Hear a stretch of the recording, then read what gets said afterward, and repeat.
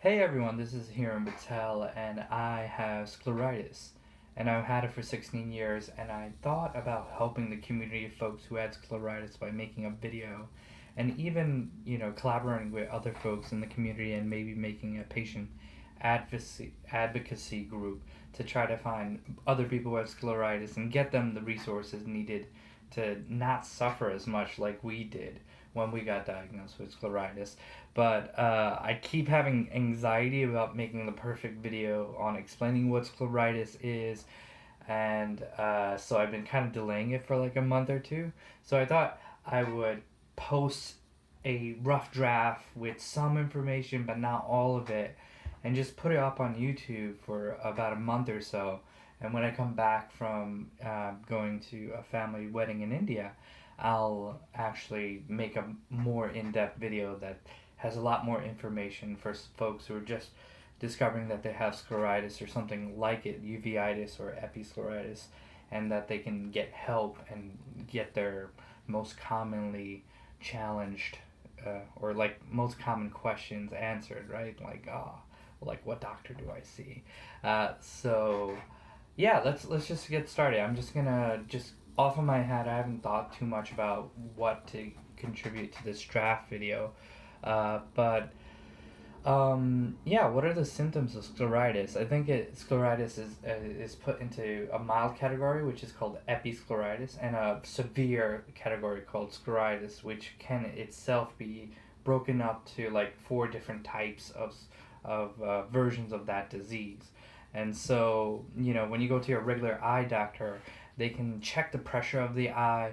They can kind of see some basic things that kind of relate to like old people diseases, like macular degeneration or glaucoma, but they're not very good at figuring out other types of eye diseases. So when you kind of get the symptoms of scleritis, it can be incredibly scary where you're feeling all this pain in your eye. You have all this redness in your eye, and the doctors can't really help you, or at least the regular eye doctor can't really help you. And so you like navigate through all the doctors. But yeah, the symptoms of scleritis, if you have scleritis, which is a more dangerous version of the two versions of it, which is, yeah, you have inflammation in your eyes, and your antibodies are attacking it, and you have redness, dry eye, pain, a lot of pain coming from the eye.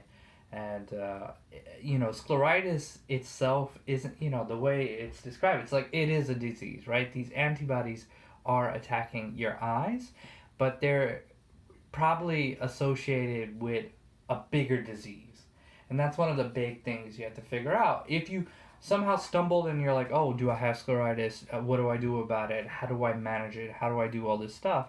I think, you have to figure out a couple things. Like, one, what can treat it and get it under control, because it's a horrible pain. And if you don't have it under control, you can go blind from it.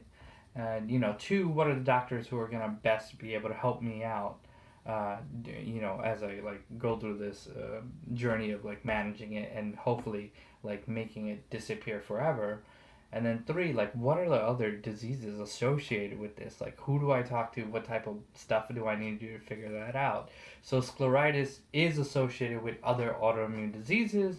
There's a bunch of names out there for like the things that are connected to. So I think in 50% of the cases, like some other autoimmune disease is causing the scleritis, and so you need to go to a rheumatologist or another type of doctor who can do a full blood work and try to figure out what's going on in your blood, like what is causing this, And so there's like 50 diseases that might be associated with scleritis, and if you don't have those diseases managed, it'll be hard to manage also the scleritis. Sometimes the other 50% of the time you can't find anything in the blood. For me, I spent a year and a half like looking through the blood, if doing this and that, and try to figure it out, but I couldn't. And so they're like, yeah, you have scleritis. We don't know what's causing it. Just you're gonna have to treat it, and deal with it. And so, but if you can, like, find it in blood work and get those conditions treated also, then you'll be better off in the long term. Because some of these treatment plans can take a long time to actually work for you, and even finding the right doctor to help you for these special diseases or very, these autoimmune diseases, depending on your region, can be hard to find. So, yeah,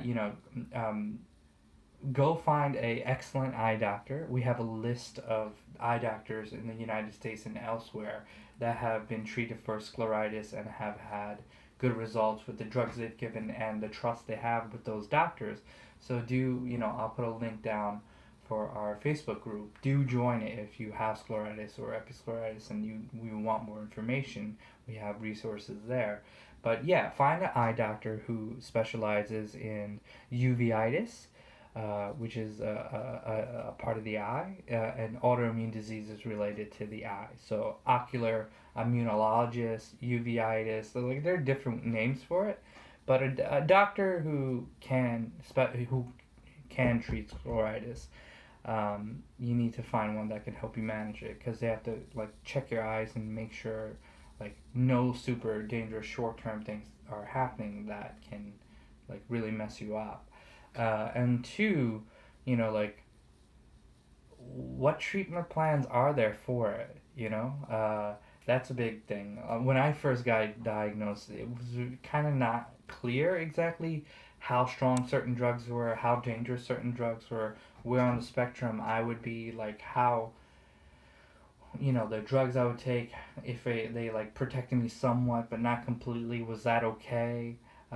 So yeah, discovering what a good treatment plan for you is to control the symptoms and the pain, and making sure you don't go blind or lose vision is super important. So, for my story, I started with the weakest drugs, which are called NSAIDs, non-steroidal anti-inflammatory drugs, which are, these pills that are like really strong painkillers, and they have this mechanism of like protecting you from, this disease, the worst of it. So it like reduces the inflammation and kind of suppresses those antibodies a bit, but it doesn't really like stop the production of those antibodies, right? So if you're lucky enough, you don't have a really powerful version of this disease, you can like get away with just using NSAIDs, and they do some damage to the body, to the kidney specifically, but it isn't very safe compared to the other options.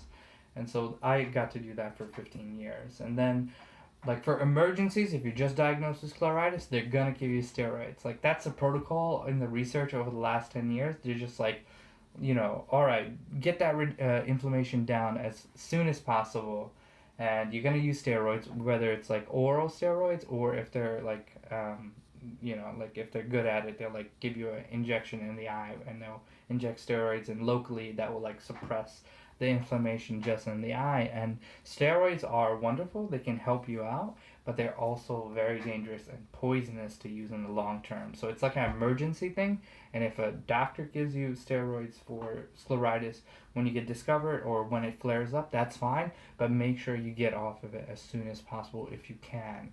And if you have doctors who are laissez-faire about steroids and giving it to you, then they might not be the best doctors to treat your eye condition. And the final phase of drugs you can take for this disease are immunosuppressants, a type of chemotherapy, a type of cancer treatment, but not as horrible as the other ones, but still horrible. And it essentially, these drugs suppress your immune system, kind of kill the mechanism to create these antibodies, and hopefully dampen the damage these antibodies do to your eyes, because they're attacking it for some reason. They think your eyes are bad. And so I've had to do that for the past 2 years, and I've had a better level of control because of it, but I felt so many side effects, and I felt sick in so many ways, and you have to weigh, like, is it really worth it feeling this sick from the medicines they give you compared to being sick and losing vision or whatever else from the disease itself. So you have to talk through that with your doctor and figure out which medicines can work for you, where you get the most benefit for the amount of cost you're going to incur by doing it. But some people, the most aggressive cases of this disease, you need to be on immunosuppressants. You can't control it with NSAIDs. Like, I tried to control it with NSAIDs and kind of did, but every 2 to 3 years I would lose some vision and it would suck, and I would be like, well, is that okay to like be good for all the time, except for losing vision once in a while. And I realized that no, it's not good. I should actually do better. So I did that. So yeah, those are the drugs, usually the class of drugs that you'll have to take for it.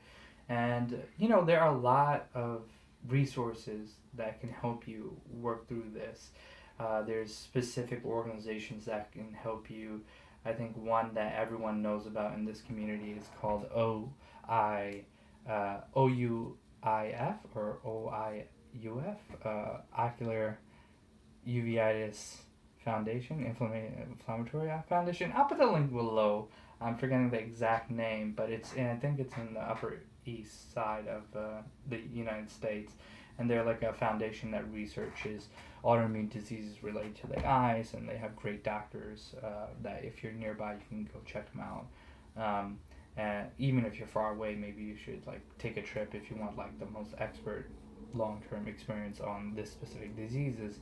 And yeah, we have a lot more resources in our Facebook group, and there I think we have like 250 of us in the Facebook group that have gone through this, that ask each other questions, that just lean on each other for support, because it's like emotionally draining, and to even know that other people have been experiencing what you've been experiencing and have tricks, or just empathize that you're not alone, that this is not unique to you, is such a wonderful feeling. I didn't have that for the first 10 years when I was diagnosed at 17, and to discover that over the past few years has been great. It has been yeah, that's one of the good things about the internet. It brings it together. But yeah, join our Facebook group if you have recently diagnosed with scleritis. We can answer a lot of your questions, and I will update this video with a better video that is more comprehensive and has more answers for someone who just got diagnosed with scleritis.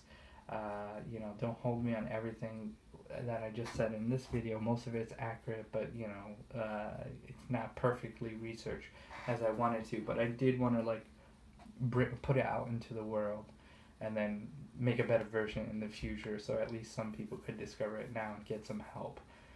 So I hope this video was helpful for you. I promise to do better next time, and we'll try to create more resources to help folks make better doctor decisions, which doctors I should go to, which drugs should I take, what tricks can help me cope with this disease in the future, and maybe we can make a website or something else, and the hope is to get the 10 or 20,000 or whatever amount of people who really have this condition to get the best information possible for this condition, to manage their the scleritis the best they can, so you don't go through all the suffering if you don't have to, and you can get the help a lot faster. So I hope this video was helpful, and I will see you guys later.